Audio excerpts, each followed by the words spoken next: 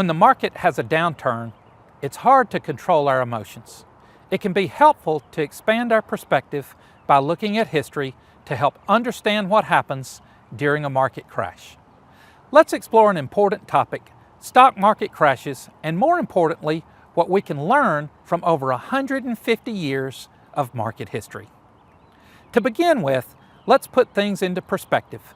Stock market crashes are not rare events. In fact, there have been 19 crashes over the past 150 years. And there's a key point here. Every single one of them has been followed by a recovery. Even the sharp drop during the COVID-19 pandemic, which was the quickest recovery of 4 months, eventually grew way to new market highs. Now, it's important to note that past performance isn't a guarantee of future performance, but it can be reassuring that this is an overwhelming trend. So the big question is, what lessons can we take from these cycles? First, what actually defines a market crash?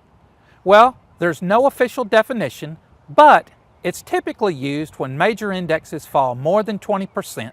Crashes tend to come suddenly.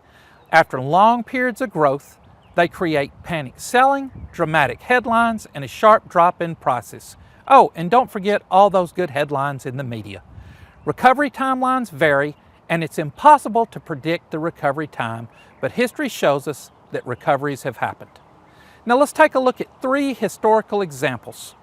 1914, during World War I and the influenza outbreak, a $100 investment fell to just over $50.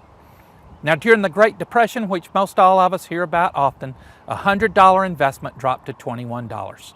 The 1973 oil embargo and Watergate led to a nearly 52% drop. These were challenging times. However, the market eventually recovered and moved to new highs. So what does history really teach us?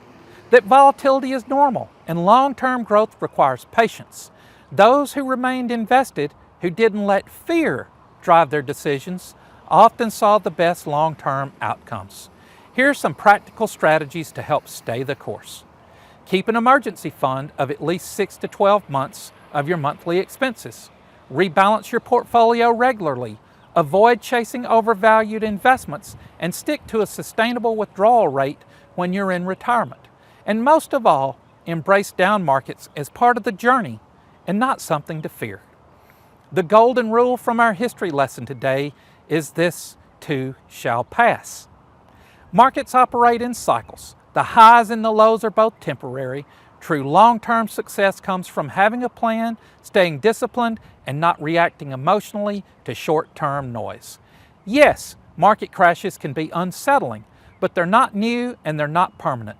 By understanding the history, staying focused on our goals, and maintaining a disciplined approach, we can navigate even the most volatile times with a more grounded perspective.